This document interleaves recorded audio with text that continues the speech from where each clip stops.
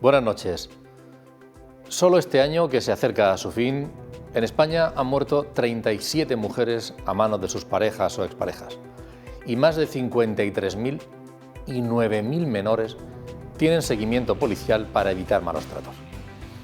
Este problema se da en todos los lugares de la Tierra y en algunos países incluso además se promueven o justifican. El Papa Francisco ha asegurado que las mujeres son fuente de vida y sin embargo muchas de ellas son ofendidas, golpeadas, violadas, inducidas a prostituirse o a abortar. Formas todas ellas de malos tratos que son, ha dicho, una cobardía y una degradación para toda la humanidad.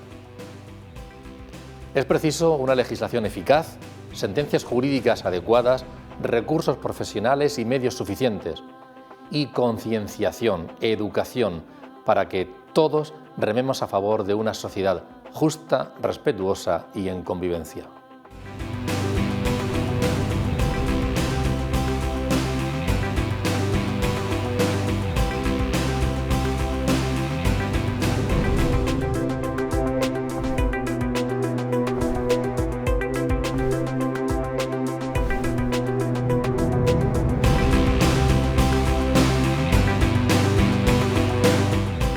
Buenas noches, es como hacemos habitualmente, compromiso de esta casa, como televisión y servicio público que ofrecemos, ese compromiso de ayudar, colaborar y contribuir en la medida en que esté en nuestra mano cada uno, hacer o debe hacer lo que pueda, a hacer visible el problema, este problema, y plantear también cuáles son los servicios que existen, los recursos, para que quien pueda necesitarlos acuda a ellos, recurra a ellos. Vamos a analizarlo en el programa esta noche con tres personas que trabajan, conocen muy directamente esta problemática. Les presento a María Dolores Abenza Belchí, es cabo de la Guardia Civil y desde hace tiempo, y además ha sido reconocida por ello, está especializada en violencia de género. Bienvenida, buenas noches, muchas gracias. Hola, buenas noches, Antonio. Un placer. Gracias a ti por invitarme. Hoy es un día, por cierto, que imagino que los medios de comunicación especialmente, y también los servicios públicos y demás, le dan visibilidad a este problema, así que desde la Guardia Civil seguro que se recurre a Hoy es un día, ¿no? efectivamente es un día que le damos visibilidad desde todas las instituciones. Prácticamente llevamos la semana que estamos un poco atareados con cualquier tipo de actividad, pero hoy especialmente, que es el día 25, que es su día, el Día de las Mujeres, estamos aquí con ellas y estamos, pues eso, haciendo esta reunión para hablar sobre el problema de la violencia de género. Pues te lo agradezco que Gracias. participes en el programa, como también a Cristina García. Ella es la jefa de Servicio de Planificación y Programa de la Dirección General de la Mujer. Cristina, bienvenida, buenas Muchas noches. Gracias, gracias por la invitación. Hay que poner, ahora hablaremos, ¿no?, de cómo está esa realidad, que es una realidad, por desgracia, en la región de Murcia, y también cuáles son los recursos que tienen las personas afectadas, ¿no? Muy bien. Muchas gracias. Sí. Buenas noches. Y Víctor Meseguer, que es el director de la carrera de Responsabilidad Social. Él además es doctor en Derecho y además ha sido funcionario de prisiones y conoce por mucho motivo también esa realidad, tanto de la mujer maltratada como del maltratador. Víctor, buenas noches. Buenas noches. En primer lugar, felicitar tanto a Cristina como a María José, María Dolores, por el magnífico trabajo que hacen. Sí, he sido, no soy, funcionario de prisiones en excedencia, y sí me ha tocado trabajar con maltratadores y con víctimas también. Con víctimas de la violencia de género, con víctimas del maltrato, víctimas de problemas de abuso, en fin, hablaremos a lo largo del programa. Yo creo que hablamos de un drama importante. Eso es. Cristina, no es un problema el de los malos tratos. Malos tratos, claro, hay que abrir mucho el abanico, ¿no? Deberíamos. Porque dice, bueno, malos tratos es cuando hay una agresión física, un golpe a una mujer que con frecuencia termina, desgraciadamente, de manera trágica. Pero eso no es solo. Ahí seguramente esa es la punta del iceberg, la que en los medios de comunicación más le damos visibilidad, ¿no? Pero debajo hay muchísimos otros casos. Hablamos de violencia física, psíquica, sexual, coacciones también de algún tipo. Es decir, que por dimensionar cuál es el problema, ¿no? Sí. Pues sí, yo creo que el problema radica todo en lo mismo, todos los tipos de violencia, el control, el deseo de dominio, el control sobre esa persona, el prevalecer sobre esa persona. Y si bien es cierto que lo que más se ve es la física, También es verdad que la física a veces es el detonante. Hay mujeres que no reconocen cuando están sufriendo violencia psíquica, no se reconocen como víctimas de violencia, les parece o normal o normalizado mejor porque lo han visto en su entorno, en gente de su familia, o no sé, que no les resulta raro cuando sufren violencia psíquica o amenazas o coacciones. O los celos también, ¿no? Que lo consideran prueba de amor cuando es una enfermedad. Y, en fin, a veces la violencia física es el detonante que le impulsa a esas mujeres a decir, tengo que salir de aquí, tengo que salir de aquí. Y sobre todo cuando la violencia se produce sobre los menores, sobre personas a su cargo, menores a su cargo, hijos e hijas. La verdad es que, en cualquier caso, son muchos los profesionales que están pendientes de esto, a pesar de que no se consigue reducir el número de mujeres maltratadas, pero son muchos. En la Guardia Civil, en general, todo el cuerpo, pero luego hay personas especializadas, como es el caso de María Dolores. Luego también en la Policía Nacional, a nivel educativo, atención primaria, yo creo que los médicos, los enfermeros, también hay una labor muy importante. Hay toda una red, pero claro, hay que identificarlo y el primer paso debe darlo la propia persona o su entorno más cercano, algún familiar. Eso suele ocurrir así, ¿verdad? Suele ocurrir. No hay que irse para muy atrás, muy lejos, cuando la única forma que la mujer tenía de salir del maltrato era porque ella misma denunciase.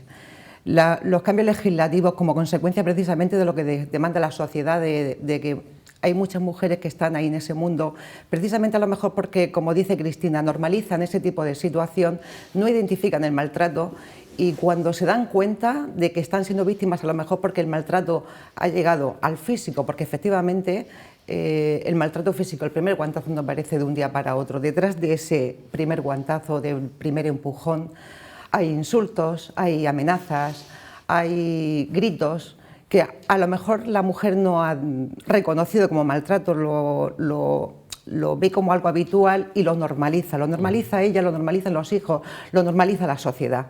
Entonces, el hecho de que no sea ahora quien tenga que dar únicamente el paso, que sea ella la que tenga que denunciar, es muy importante porque las mujeres que sufren un maltrato están muy deterioradas psicológicamente. Muchas veces le cuesta mucho identificarse y el hecho de que pueda ser ya no un familiar, sino cualquier vecino, cualquier persona, cualquier amigo, cualquier compañero de trabajo que pueda ver precisamente pues eso, esas señales de maltrato puedan denunciar y son muchas las instituciones las que estamos detrás de todo eso para poder responder a esa respuesta ante la violencia. Pero se necesita una dosis de valentía para hacerlo, tanto la persona afectada como incluso las del entorno, porque es meterse en una dinámica de policía, de jueces, de inseguridad dentro de lo terrible que está. Es decir, se necesita un paso. Sí, pero cada vez menos. Creo que cada vez, precisamente las campañas de sensibilización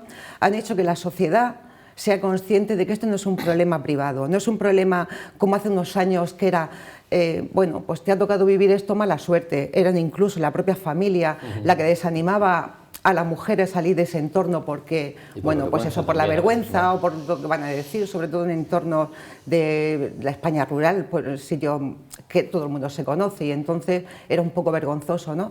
Pero yo creo que ahora mismo quizás la mujer el paso ese de la vergüenza ya lo tiene un poco más superado porque efectivamente vamos avanzando con la educación, con la ley 1/2004, la ley de violencia y somos más conscientes de que es un problema de todos, es un problema social, es un problema cultural, es un problema que nos atañe a todos y que todos tenemos que poner nuestro grano de arena para intentar erradicar ese gran problema que, bueno, es complicado, pero cada uno tenemos que poner nuestro granito de arena. Víctor. Yo creo que hace falta valentía, es verdad, pero cada vez menos, pero también hace falta confianza. Confianza en que la denuncia sirve para algo. En eso hemos mejorado mucho, ¿vale? En eso sí que hemos mejorado. Es decir, el que cuando una mujer denuncia una situación de maltrato, de violencia, pues que esa denuncia tenga un resultado tangible, ¿verdad? Yo creo que toda la normativa que se ha ido desarrollando en nuestro país ayuda y ayuda mucho.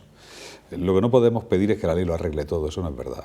La ley lo que hace es un efecto de coacción pública, la fuerza del Estado, el único que tiene el monopolio de la violencia, y sobre todo hacer una labor de pedagogía, diciéndole, oye, si haces esto, te va a pasar esto, vas a ir a la cárcel. Pero claro, lo que sí ha conseguido la ley es que le demos visibilidad a cosas que antes banalizábamos. Te voy a poner un ejemplo. Hay un caso muy conocido que toda la gente que hemos trabajado en este entorno conocemos, que es la muerte y violación de Kitty Genovese en Estados Unidos. Fue maltratada, violada y asesinada por un grupo de personas que la vieron cómo la violaban, vieron cómo la mataban y no hicieron absolutamente nada. Se han hecho varias investigaciones de por qué la gente no reaccionó, los vecinos que veían una violación en directo. Y había dos respuestas. Uno, porque no prestaron atención a las peticiones de auxilio que hacía la víctima, y otros porque decían que pensaron que era una simple pelea de novios. Bueno, pues ahora tenemos dos ventajas. Ahora sí sabemos todos lo que es violencia, lo que es maltratar a una mujer, y en segundo lugar sabemos que no es una pelea de novios. Sabemos perfectamente que es un acto de violencia, intimidación y yo diría terrorismo. Y sabemos, fíjate, te pongo un símil para mí que tiene que ver con esto. Hay un libro magnífico que era Los verdugos invisibles de Hitler. Y era aquellos señores que corrían el visillo de la cortina, con mucho cuidado, para que no les viera, para ver cómo se llevaban al judío del piso de abajo al crematorio. Eran cómplices involuntarios del nazismo. En el maltrato, en la violencia contra las mujeres, ha habido muchos cómplices involuntarios. Y lo que tenemos que hacer es que no pase, luego lo comentaré más adelante, no es un tema solamente de los jueces, de las instituciones, de la policía, de la Guardia Civil. El tema de la violencia es lo ha dicho muy bien Cristina, es el hombre de la caverna que quiere seguir poseyendo a la mujer. Es dominar a la mujer. Hay una historia que nos acompaña de la caverna.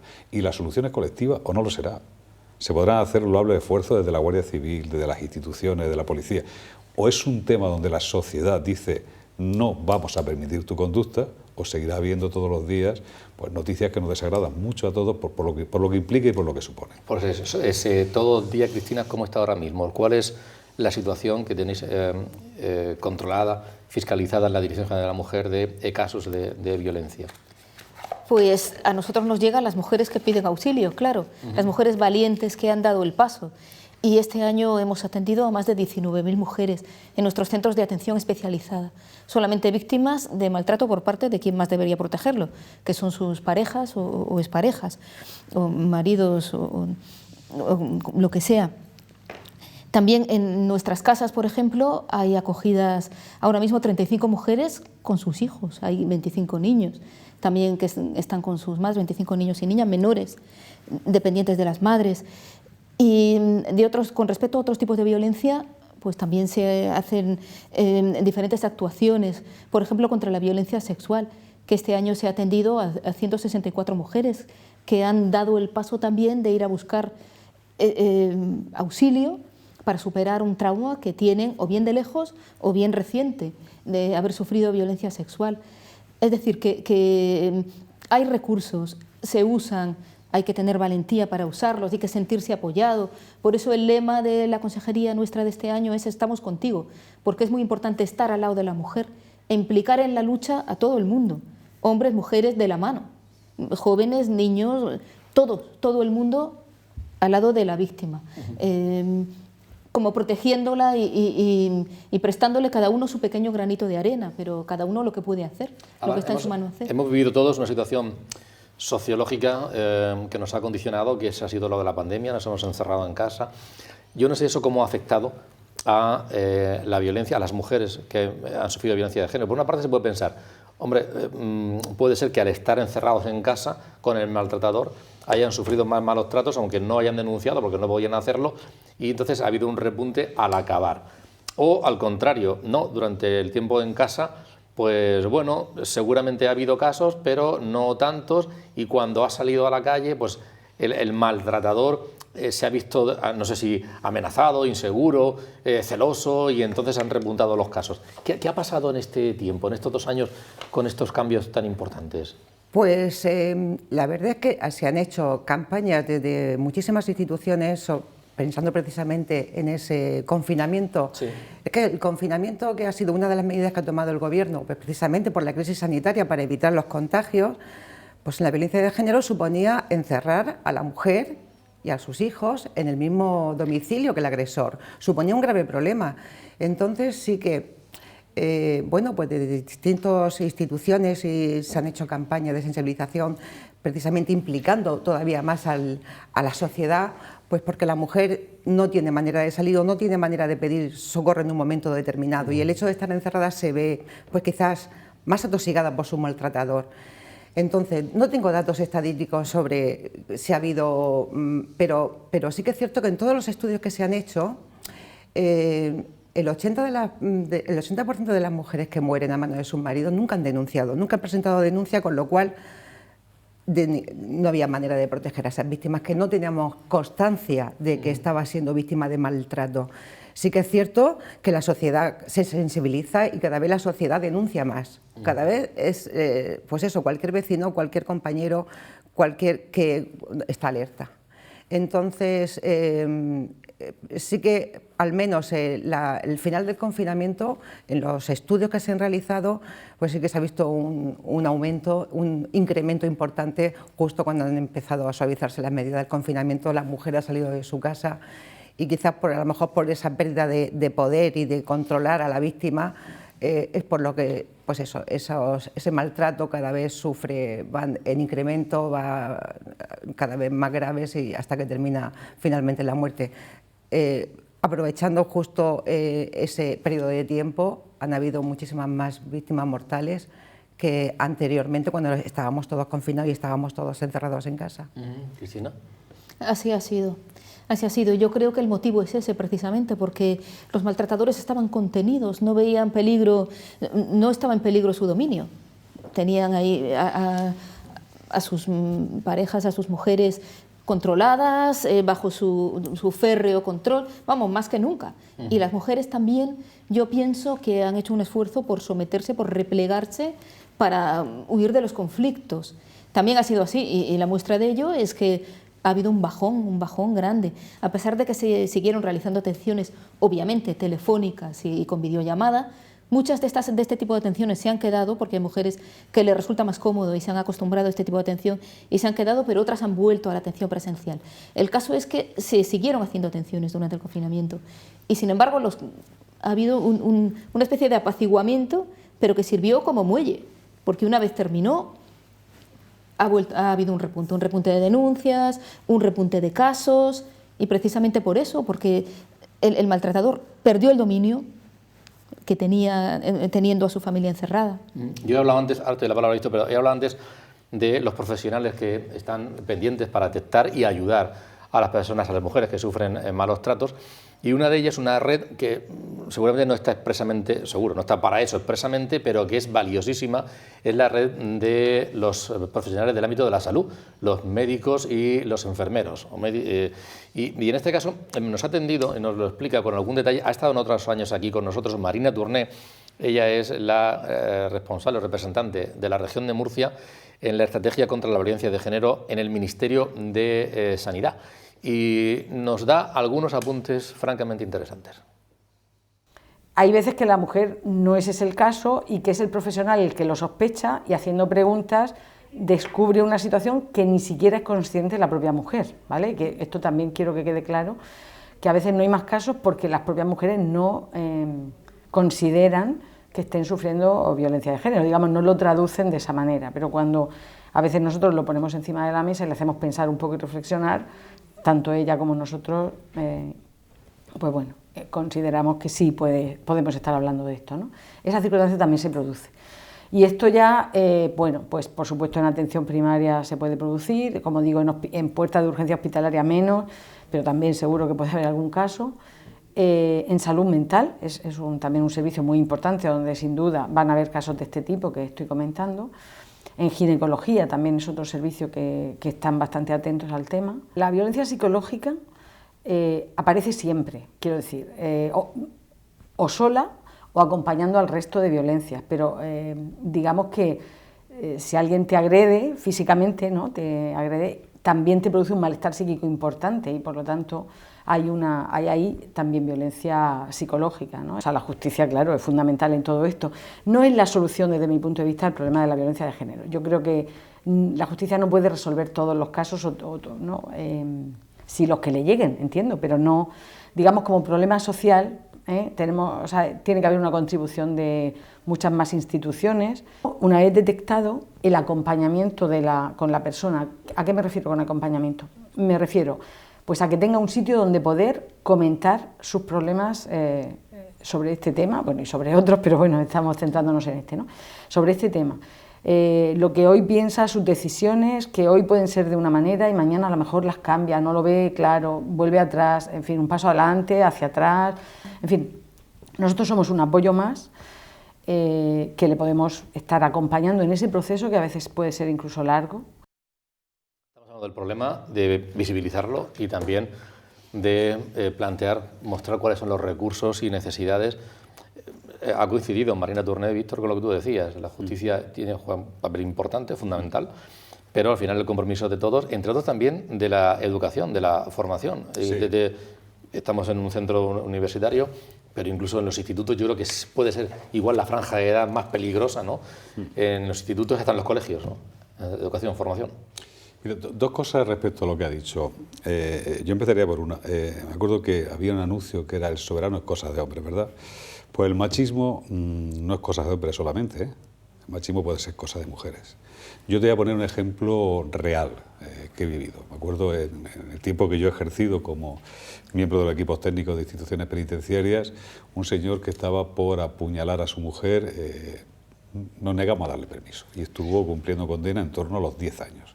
A los 10 años, le quedaba todavía, le quedaba condena, decidimos darle un permiso de salida. Bueno, entendimos que la lección la había aprendido y podíamos tener un poco de confianza en que este hombre iba a gestionar bien la buena voluntad de la institución. Salió y a la vuelta él solo se delató diciendo que había visto a su mujer. Evidentemente le suspendimos los permisos y cumplió su condena íntegra. Pero el problema no es ese, Antonio, el problema es que la mujer se presentó en el Departamento de Trabajo Social, montó una bronca descomunal y le dijo a la jefa de las trabajadoras sociales que quién era ella para meterse en su vida íntima.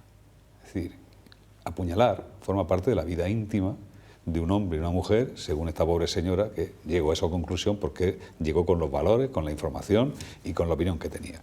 Por eso digo que es un tema mucho más complejo. La escuela. Mira, la educación influye, claro que sí. En la escuela tenemos muchas cosas que hacer y en la familia. Influye la educación, influye la familia y sobre todo el respeto que nos han enseñado en casa, en la mesa camilla, a la hora de cenar, sobre el respeto que tenemos que tener a los demás. Claro que influye. Es decir, es cierto, mira, yo creo que ahora la situación en la que se vuelven a dar, hay estudios que hablan de que los jóvenes de ahora son más machistas que los de mi generación, que para eso habría que ser valiente, para eso hay que ser valiente, es decir, para superar ese índice, y además lo hacen con esto, es decir, es el WhatsApp que te pones, que no te pones, dime qué ropa te has puesto, dime con quién sales, dónde sales, pero claro, vivimos en una sociedad que constantemente glorifica la violencia como un espectáculo. Es que ese es el tema. Una sociedad individualista, consumista, donde el relativismo moral empieza a ser uno de los problemas más importantes.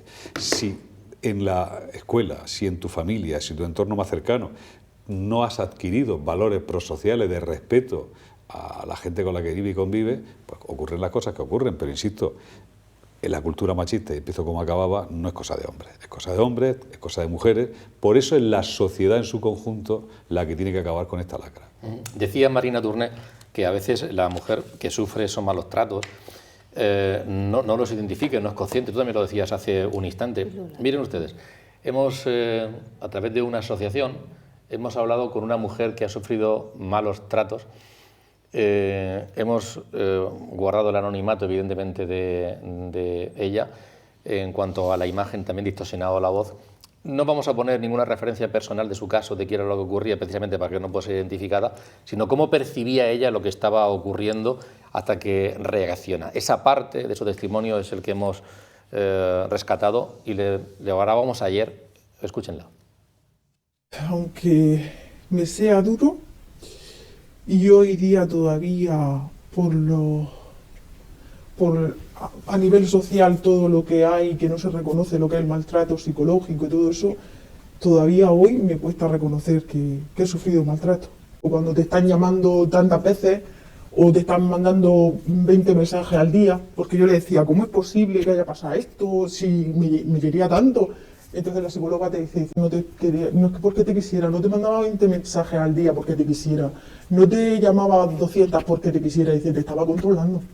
Te quieren tanto, el enamoramiento, te quieren tantísimo, que tú te quedas con eso. Yo todavía tengo en mi mente 2 personas.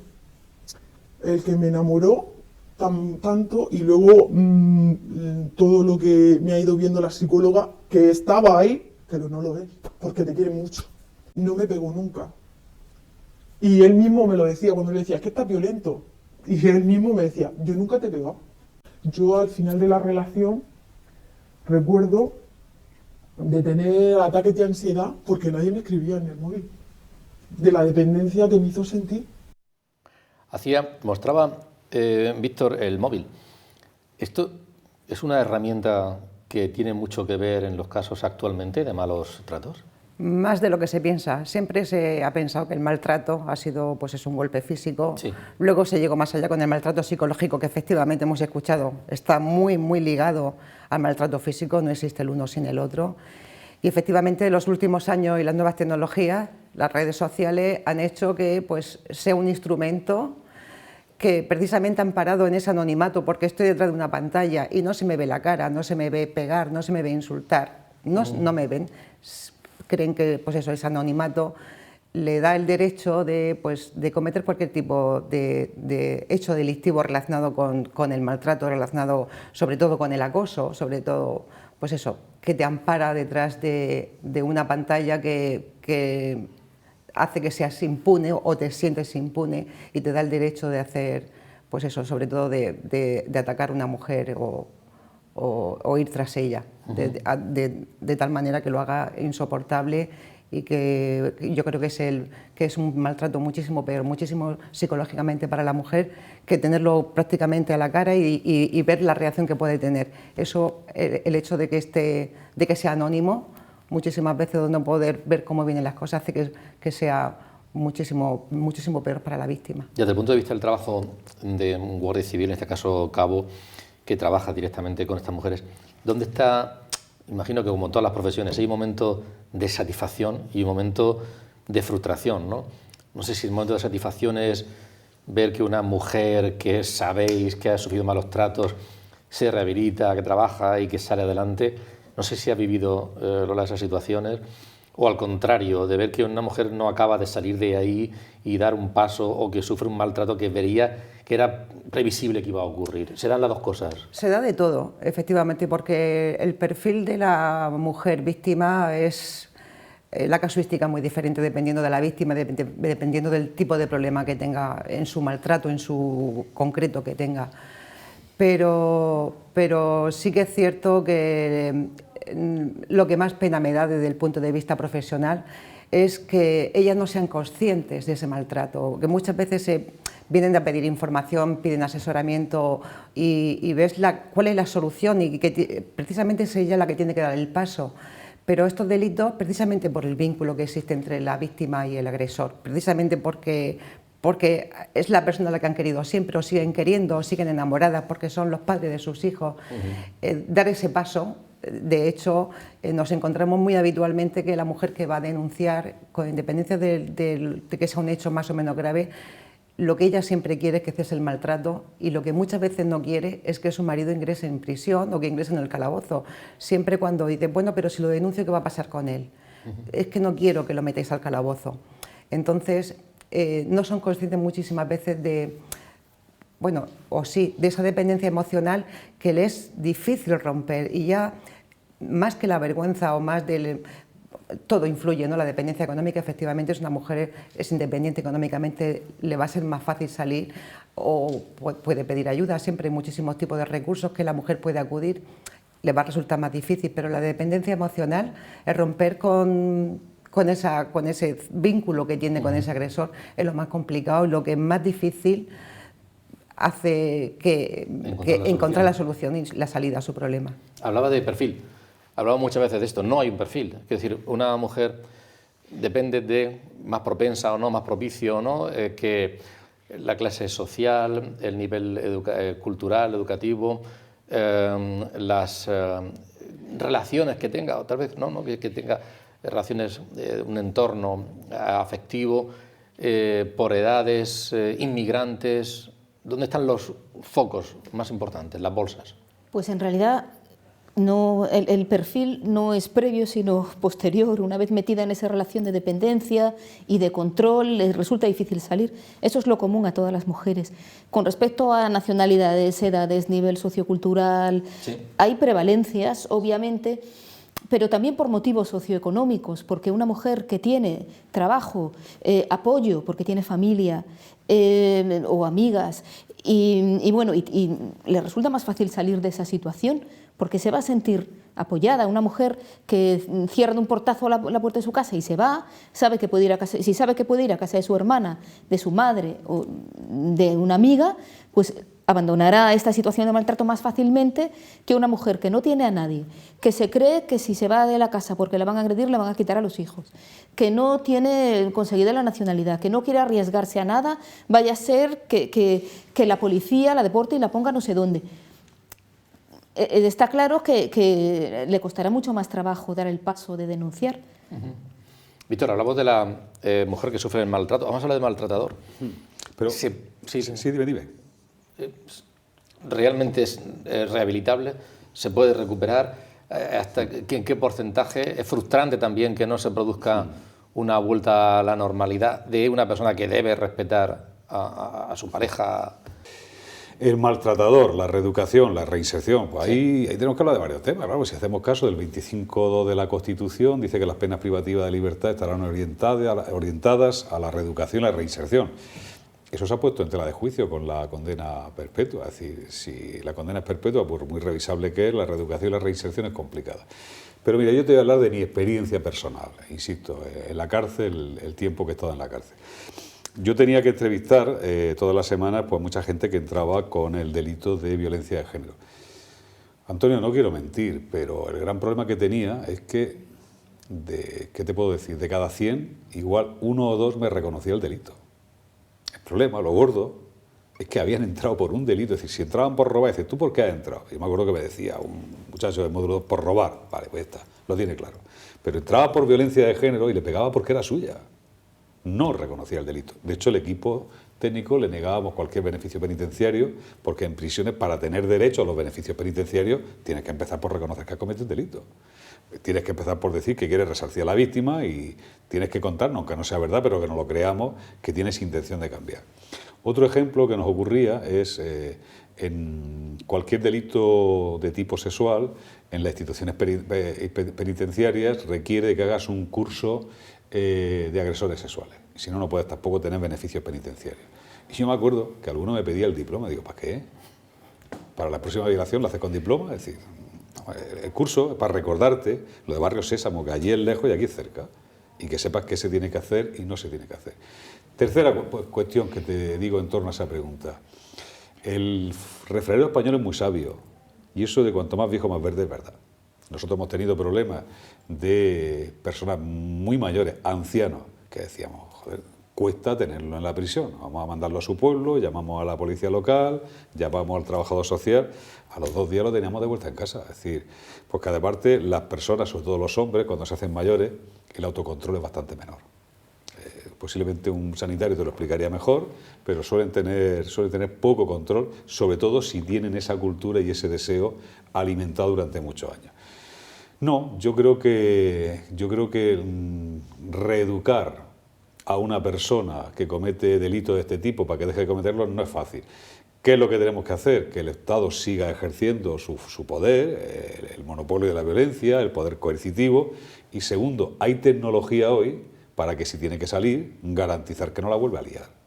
Es decir, si tienes un señor que está en la cárcel por un delito de violencia, en el ámbito de violencia contra la mujer, hombre, hay sistemas de control telemático, de seguimiento, de monitorización. Hagamos algo.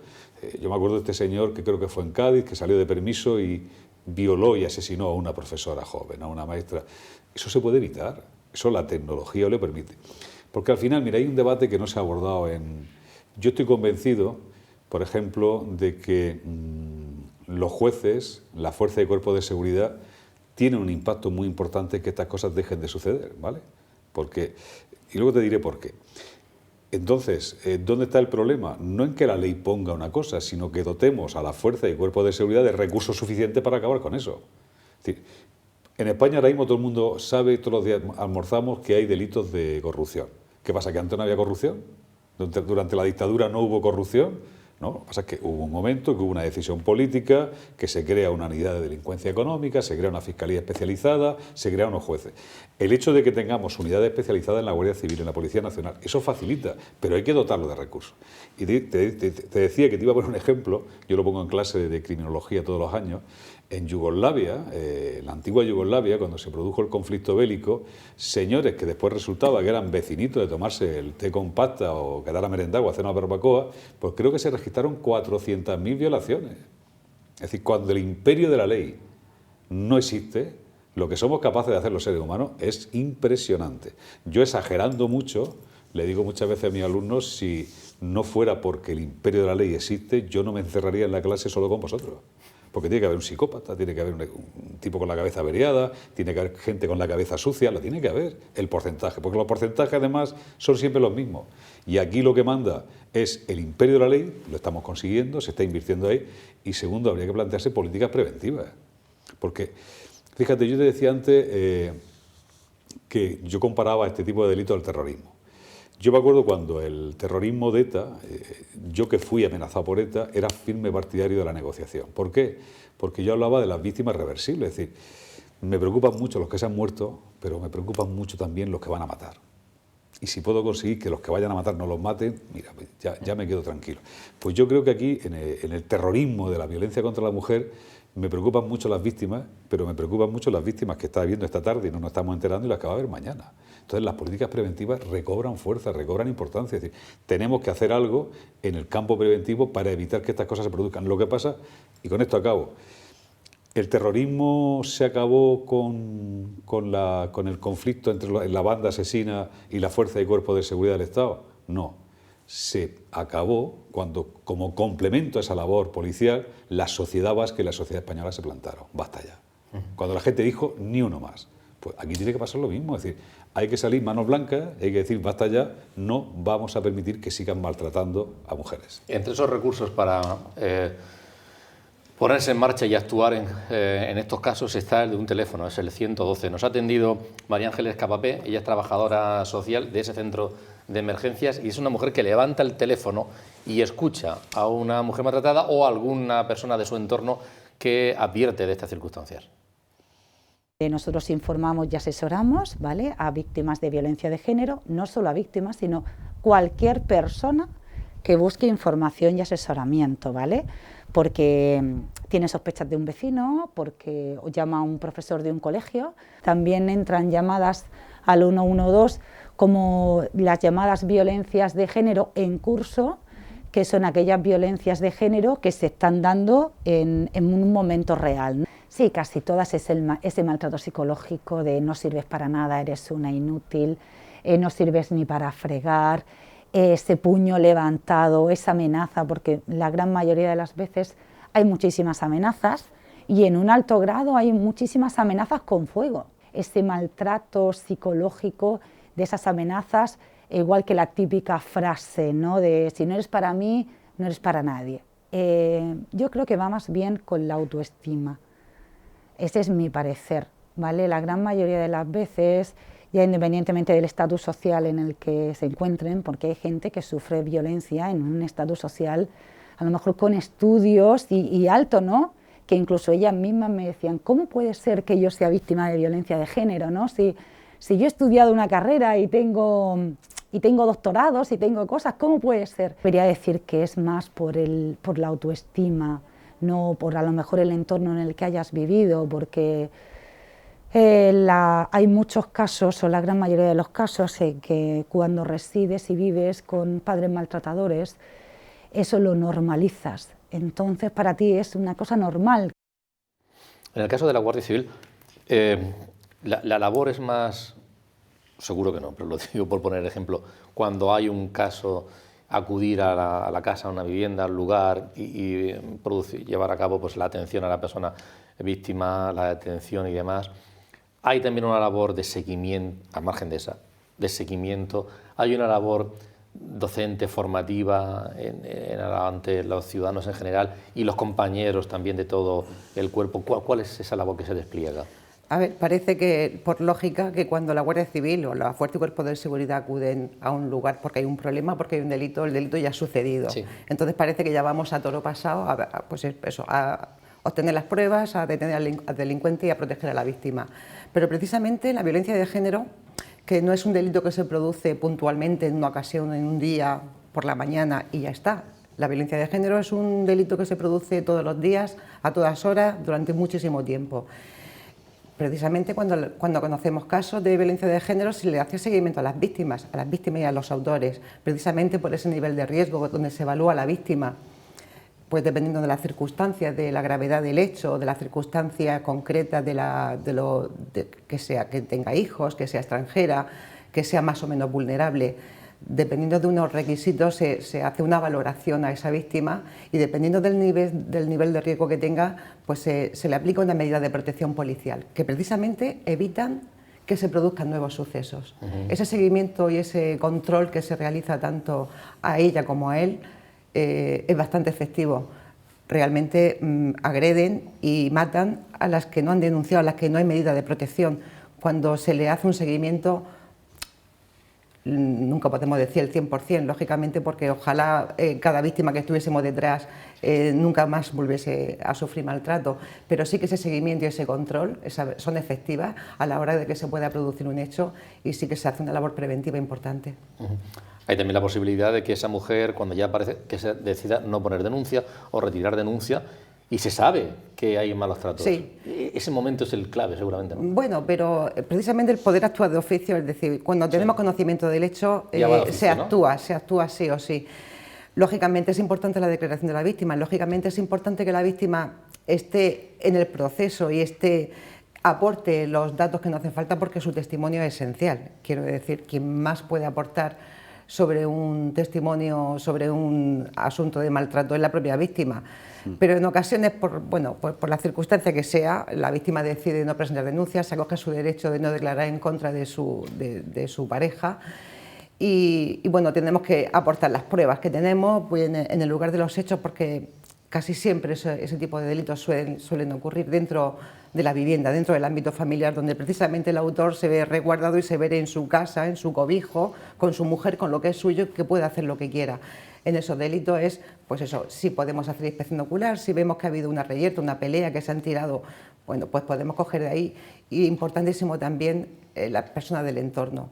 Es lo que he comentado antes, cuando una mujer denuncia, cuando tenemos conocimiento de un hecho delictivo, no es el primer hecho que sufre la mujer, es como consecuencia viene sufriendo históricamente y bueno, tener conocimiento de ese momento, los vecinos saben lo que hay y muchas veces sí que aportan y desde hace un tiempo efectivamente la sociedad está concienciada de que todos somos importantes a la hora de aportar nuestro grano de arena precisamente para proteger y sacar a esa víctima de ese maltrato. Cristina, yo creo que hay que ser autocríticos todos, ¿no? Y entre otros también los medios de comunicación. No ayudan muchas veces algunas cosas, algunas emisiones que vemos en alguna televisión, algunas tendencias musicales que son disruptivas y demás, y cuando oye la letra, hace poco me ponían una letra y decía, pero ¿cómo es posible? Y la cantan los chicos y la cantan las chicas. Sí. Algunas letras, seguro que todos los que estamos aquí sabemos de qué estamos hablando. Las nuevas tecnologías, algunas cosas que se difunden a través del móvil. La verdad es que hay ciertas cosas nuevas, modernas, que están ahí vigentes, que todos asumimos y que hacen daño, ¿eh? Ya lo creo, ya lo creo. Es que yo creo que en la concienciación, el quid de la cuestión está en hablar con el lenguaje del receptor, emplear el lenguaje que el receptor puede entender. Entonces, claro, muchas veces llegamos a los adolescentes y les soltamos otra hora de clase y entonces le parece un rollo. Dicen, ya ha venido aquí alguien a hablarme una hora como la de lengua, el de matemáticas o el de filosofía. Entonces es importante que sepamos recoger su propio lenguaje, incluso con esas canciones que ellos oyen y cantan a voz en grito y además con un poco de autocomplacencia porque se sienten rebeldes, porque saben que esa canción, en el fondo ellos saben que esa canción choca contra los valores que se les están inculcando. Entonces, tendríamos que ver la manera, tendríamos que ser capaces de llegar al receptor con un mensaje que pudiera entender. A los jóvenes, pues, con un lenguaje cercano, con sus redes sociales, con sus TikTok, con sus Instagram, con un mensaje mucho más cercano y a los adultos y a los hombres y a las mujeres. También uno de los problemas que yo veo es que a veces se ha excluido de esta lucha a los hombres y me parece un grave error, porque aquí tenemos que estar todos juntos. Y igual que de la misma manera que hay hombres machistas y mujeres machistas, pues también hay hombres igualitarios y mujeres igualitarios. Sí. Esta cuestión es un asunto colectivo o de suma de individualidades. Todos tenemos que hacer algo, sin excluir a nadie. En ese sentido, yo pienso que muchas veces el feminismo, que los jóvenes ven como algo rancio y algo lejano y como un insulto incluso a veces, profe, me ha llamado feminista, como si le hubiera llamado la peor cosa del mundo, es porque desde el mundo feminista no hemos sabido transmitir no hemos sabido lograr un feminismo inclusivo en que sean válidas distintas visiones de la mujer, distintas interpretaciones, siempre obviamente con un respeto a su dignidad, integridad, tal. Pero a mí me ha chocado mucho, por ejemplo, el nuevo feminismo tipo Feria o este tipo de publicaciones, ¿no? De Ana Iris Simón y otras que luchan por una nueva forma de entender el feminismo y un feminismo que incluya a todas las mujeres, no que nadie vaya poniendo etiquetas de feminista o de la mejor persona que lucha contra la violencia hacia las mujeres que tú no sabes. No, es que ese reproche a mí me gustaría resaltarlo. Cristina, otra cuestión. Recursos. Los CABI, los centros de atención a la mujer víctima de violencia de género. Sí. ¿Qué son esos recursos? ¿Dónde están y cómo acudir a ellos? Muy bien. Desde el Gobierno regional se dispone de recursos de centros de atención especializada, que es la red CABI, donde hay CABIs, que son centros compuestos por un equipo de personal experto en psicología, personal experto en trabajo social y una asesoría jurídica. Y los PAE, que están en localidades de menor tamaño, que cuentan con una persona experta en psicología que presta atención psicológica y se recibe el resto de atenciones jurídica y de trabajo social en el CABI de referencia. Estos son los centros de atención especializado, que hay 29 a lo largo de toda la región. ¿La mujer acude a ellos o va a otros sitios y al final se las deriva? Pues de todas las maneras, porque la mujer puede acudir a los CABI llamando al número de teléfono 900-710-061 o directamente a través del 112 también se la puede remitir a estos centros de atención. Pero en muchas ocasiones derivan desde la Guardia Civil, desde Cuerpo Nacional de Policía, desde Policía Local, desde centros de salud. Ya es cierto que a muchas mujeres se remite a estos centros de atención especializado por parte de otras parcelas, de otras parcelas de la atención. Y luego, Víctor, además de la labor de la administración pura y dura, hay una labor también del tercer sector, hay organizaciones, hay entidades que están haciendo una labor muy importante también en este ámbito, ¿no? Pues muchas organizaciones que además están siendo patrocinadas, financiadas por la Dirección General de la Mujer, Cristina las conoce mejor que yo, y que están haciendo un trabajo yo creo que espectacular en este ámbito. Nosotros mismos, la Universidad Católica, gracias a Cristina, la Dirección General, tenemos en marcha un programa que se llama Digital Mujeres, que estamos hablando de empoderar a la mujer, de la mujer que se levanta y anda libre. Vamos a poner también, gracias a la Dirección General de Economía Social, un programa en Radio COPE, en Murcia, COPE Murcia, hablando con ellas, pues para hablar de mujeres que nos tienen que contar muchas cosas de cómo vivir la vida en condiciones de igualdad. Y además, pues fíjate, te digo una cosa, por indicación del presidente, nos vamos a centrar en mujeres presas, en mujeres migrantes, en las mujeres con más vulnerabilidad, porque también coincido con Cristina que este país que ha pasado del lobby sindical al lobby feminista, el lobby feminista que sobre todo informa más bien los partidos, la área progresista y en cierta medida también de la derecha española, es un lobby burgués. Y posiblemente las mujeres que atiende Lola no estén en ese lobby. Ni tienen la suerte que tienen las mujeres que están en ese lobby, ni tienen los recursos, ni las medidas para poder escapar de un maltrato que tiene la gente que está en el lobby. No quiero menospreciar su trabajo, pero digo, yo creo en la mujer. Y creo en la mujer, sea cual sea su estado económico, su situación económica, su estatus en la sociedad, etcétera, etcétera. Y luego, mira, decías antes, el tema de las canciones. Sí, es verdad, yo escucho algunas canciones y tienen una letra profundamente machista, pero ya, Alejandro Sanz, que nadie se atrevería a criticarlo porque te pueden correr a gorrazos, lo de Corazón Partido, ¿de qué iba? Pues tampoco es... Loquillo. Loquillo. La mataré. La mataré. Y luego también coincidir con Cristina en que hay que incorporar a hombres que están a favor de esta pelea. Es decir, permíteme, ya que estamos en la en el símil, como me decía un cura a mí, es que yo los domingos no le puedo echar la bronca a los que vienen a misa por los que no vienen. Hay que coger a los que no vienen. Y en este caso, yo creo que primero, aquí hay quien educar, a quien hay que educar contra el maltrato es al maltratador. Ese es el primero. Y tenemos que buscar aliados. ¿Dónde? En todos lados. Sean hombres, sean mujeres, sean organizaciones del tercer sector, sociedad civil en su conjunto. Ese es el símil que yo hacía de los verdugos involuntarios de Hitler. Vamos a decir, hombre, si de verdad nos interesa este tema, si entre todos aportamos un poco, quizás podemos ganar la pelea. Es el basta ya del terrorismo. Es decir, la sociedad, es decir, las cifras son... Fíjate, a mí lo que hablaba de la prensa también me preocupa, porque a mí cuando se hace un tratamiento morboso de lo que está ocurriendo, no creo que ayude mucho. Yo me gusta mucho más que digamos, oye, ¿estamos avanzando o estamos empeorando? Con los recursos, con las políticas públicas que tenemos. ¿Este año ha habido menos víctimas que el año pasado, sí o no? Y si no ha habido menos, es que la política pública está mal hecha. Y habrá que hacer otra política pública. Hay que empezar, es decir, hay que medir el retorno social de la inversión pública. Las políticas públicas se financian con el dinero de todos. Si una no funciona, busquemos una que funcione. Y busquemos una que funcione directamente por parte de la Administración y luego con alianzas con el tercer sector, con las ONG, pues con la gente que está implicada en este tema. Pero cuantos más, mejor.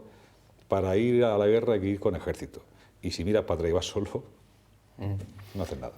Hacía referencia antes, Cristina, a los CABI. Nos ha atendido allí María Jesús Sánchez, ella es abogada y está trabajando en un centro de atención. Y les hemos preguntado pues, por ese servicio que se ofrece y hacia dónde se deriva.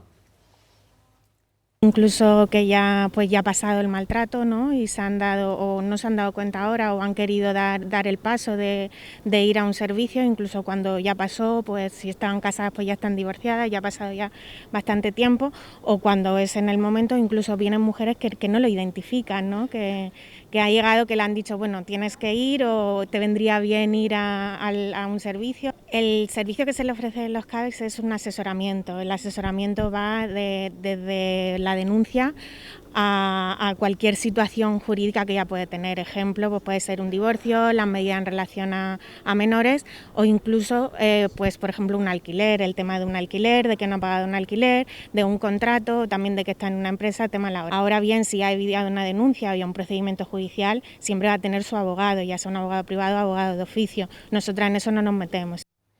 Voy a darle la palabra para que nos den los invitados una indicación, algún consejo hacia quien nos esté viendo para que todos, en efecto, podamos contribuir si detectamos a una situación de esta, que seamos capaces de identificarla y acudir donde corresponda. Pero antes, una pregunta. Tanto la Administración en general tiene una serie de programas, de iniciativas, pero parece importante que la mujer tenga independencia económica y se está haciendo algo para facilitar que una mujer que ha sufrido malos tratos puede incorporarse al mercado de trabajo. ¿Hay algo en este sentido? Hay distintas iniciativas, bueno, aparte de las ayudas que se le pueden otorgar, como la RAE, el ingreso mínimo vital, o las iniciativas empresas para que contraten a mujeres víctimas de violencia de género. Hay diferentes programas para capacitar a la mujer para mejorar su empleabilidad. Y hay distintos convenios con el SEF, por ejemplo, y distintos programas con distintas asociaciones. Me gustaría aquí destacar un par de ellos muy bonitos, que es el programa Ilusiónate con Radio ECA, a través del cual las mujeres que están en nuestras casas, en nuestros centros de acogida, cursan unos estudios de educación formal o no formal, de manera que en nuestras casas hay mujeres que han terminado la ESO, estando en nuestra casa de acogida, o que han hecho el bachillerato, o que han hecho un curso de español o de cuidado de personas mayores y se colocan gracias a ese curso. Otro programa muy bonito es el programa Empoderarte, que es con la Dirección General de Artesanía, en el cual maestros y maestras artesanos han enseñado su oficio a mujeres víctimas de violencia de género, que han conseguido así también una colocación. El programa Mujer Avanza, es decir, hay una gran preocupación en la Administración porque las mujeres logren su independencia económica, con ayudas para la vivienda. Es importantísimo, es fundamental que puedan caminar solas. Al cabo de la Guardia Civil, para terminar, ¿qué le decimos? No sé si a la mujer que puede estar sufriendo malos tratos o quien está alrededor y que no sea ese que no quiere saber, que corre la cortina para no ver el visillo, lo que está sucediendo. A ver, a la mujer, pues eso, que pida ayuda, que pida información, que hay muchísimos recursos, que se puede salir, que no está sola, que estamos aquí para ayudarla y bueno, efectivamente que hay muchas veces que a lo mejor no son conscientes de ese maltrato, que se dejen asesorar, que se dejen escuchar por las personas que tienen alrededor y que muchas veces le están diciendo que no es normal, que no normalicen ese tipo de conductas que muchas veces justifican y que la única manera de salir es que ellas den el primer paso, no la única, pero sí quizás la principal, que ellas sean conscientes de que quieran dar el paso, que quieran salir y las personas que están alrededor que la apoyen y que para ellas es importante no estar solas, darse cuenta de que hay muchísima gente y que vamos a tenderle una mano cuando la necesiten, para ellas es importantísimo. De todas formas, yo creo que se ha dicho aquí, pero sí que es importante que haya habido un cambio, yo lo he percibido a nivel personal. Daba la impresión de seguramente hace años que cuando había alguna discusión, ¿no?, en público, la gente se apartaba, como decía, esto es cosa de ellos. Ahora la gente como que reacciona y no lo tolera, eso que está viendo ahí no está bien. Sí. Ese cambio se ha producido, ¿verdad? Se ha producido, es que no hace mucho, no hay que irse muchos años atrás, donde efectivamente era un problema privado. Eso es. Y era incluso la propia familia la que te decía que aguantase esa situación, que un poco por vergüenza, porque bueno, era... Pero eso, han pasado los años y la gente se ha reeducado, la sociedad ha cambiado y se ha dado cuenta y ha sido consciente de que la violencia de género, el maltrato no es un problema privado del entorno de la familia, es un problema de todos y entre todos tenemos que darle solución al problema. Cristina, para concluir. Pues yo incido en lo que ha dicho la Cabolola. Y es que las mujeres sean conscientes de su valía, de que se merecen que las quieran y las quieran libres y las quieran de verdad, y que sean valientes y den ese paso, que estamos deseando ayudarle, y a su entorno que la apoye siempre, que le dé su espacio y su tiempo, porque cada persona necesitamos nuestro tiempo. Y de hecho las instituciones tienen ese programa de acompañamiento a las mujeres, como hablaba Marina, que les den su espacio, pero que las apoyen. Víctor. Pues fíjate, yo creo que cada vez más necesario que haya coherencia entre lo que la gente, la población de un país dice que piensa y lo que realmente piensa. Posiblemente si salimos a la calle y decimos, ¿usted está en contra de la violencia? Dice, sí. Yo no estoy en contra de la violencia. Yo, por ejemplo, la violencia del Estado me parece estupenda, que es la que ejercéis los fuerzas y cuerpos de seguridad para que los demás podamos vivir tranquilos.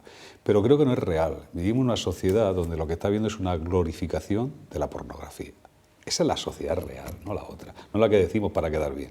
Una sociedad donde se producen violaciones en manada porque los chicos, dentro de esa glorificación de la pornografía, quieren la aprobación del grupo social y de su grupito, y lo graban y lo hacen público, y hay risas y hay aplausos. Habrá gente que se indigne, pero hay gente que no se indigna. Si no tenemos coherencia entre lo que decimos querer y lo que realmente queremos, mal vamos, va a ser difícil acabar con este tema. Y luego yo, como estamos en la Universidad Católica de San Antonio, yo creo que para mí hay tres referencias básicas que conviene recordar en este momento. Una son unas declaraciones que hizo el Papa Francisco al Diario Oficial del Vaticano. La voy a leer literalmente. Con demasiada frecuencia las mujeres son ofendidas, abusadas, violadas, inducidas a la prostitución. Si queremos un mundo mejor, que sea capaz, que sea una casa de paz y no un patio de guerra, todos debemos hacer mucho más por la dignidad de la mujer. Y recientemente el Papa ha hecho dos declaraciones en La Vanguardia, el diario catalán. Una, que la violencia contra la mujer, es una profanación de Dios. Y la otra, diciendo que el maltrato de las mujeres degrada a toda la humanidad. Bueno, pues esa es la labor que de la UCAM, gracias a tu dirección general, a la Dirección General de Responsabilidad Social, estamos haciendo con nuestro Observatorio de la Mujer, como una política de responsabilidad social y mujer, la que vamos a empezar en el mes de enero con la cadena COPE, hablando con ellas, recogiendo pues testimonios como los que daba hoy Lola, como los que daba Cristina, y que son muy importantes que seamos capaces de difundirlo. Lo vamos a hacer siguiendo las indicaciones que José Luis Mendoza marcó, sobre todo para la cátedra, de intentar darle voz a los colectivos más vulnerables, mujeres de la cárcel, mujeres que están en el ámbito de la inmigración, las mujeres más vulnerables. Y bueno, decirte que ya hemos empezado, y hoy se presentaba en las redes sociales, que la UCAM va a entrar a la cárcel, pero va a entrar a la cárcel para trabajar con las mujeres de Campo del Río 2, el Centro Penitenciario de Murcia 2. Vamos a trabajar un proyecto de educación a través del deporte, donde la UCAM creo que tiene mucho que aportar. Vamos a hacer de la cárcel de Murcia II, yo creo que un centro olímpico, y lo vamos a hacer trabajando también que las mujeres que están en prisión tengan derecho a una segunda oportunidad. Esa es la línea que queremos, yo creo que esa es la línea que hacer y esa es la línea que siempre hemos defendido y tendremos que seguir defendiendo. Pero insisto, hace falta gente que se alíe y hace falta gente que se levante y deje de correr visillo para ver cómo maltratan al vecino.